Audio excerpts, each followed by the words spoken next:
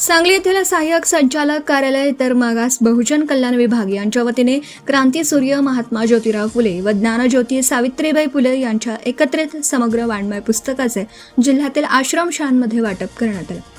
महात्मा ज्योतिबा फुले संशोधन व प्रशिक्षण संस्था महाज्योती नागपूर यांच्या पत्रानुसार जिल्ह्यातील विविध शासकीय कार्यालय, वाचनालय, जिल्हा परिषद शाळा, महिला आर्थिक विकास महामंडळ, आश्रमशाळा तसेच इतर शैक्षणिक संस्थांना समग्र वाङ्मय वाटप करण्याचं नियोजन करण्यात आलं। त्यानुसार जिल्ह्यातील आश्रमशाळांच्या मुख्याध्यापकांना या पुस्तकांचं वितरण करण्यात आलं।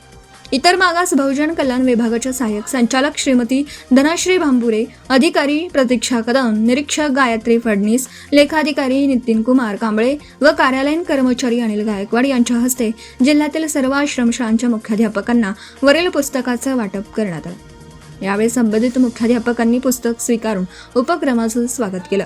क्रांतीसूर्य ज्योतिबा फुले यांच्या 200व्या जयंतीच्या निमित्ताने हा उपक्रम राज्यभर राबवला जातोय।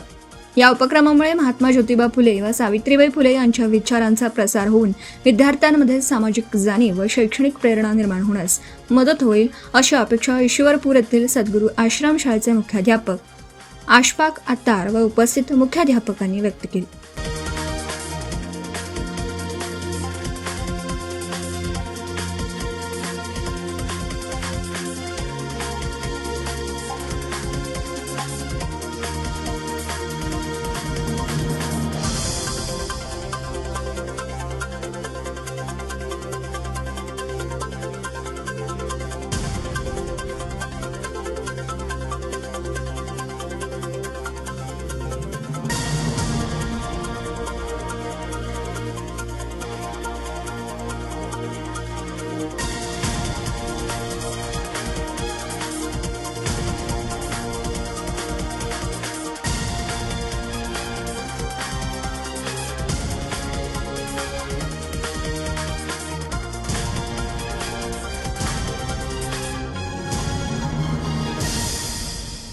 आपण पाहत आहात भास्कर पब्लिकेशन प्रस्तुत BBL मराठी, बातमी निपक्ष, सदैव दक्ष।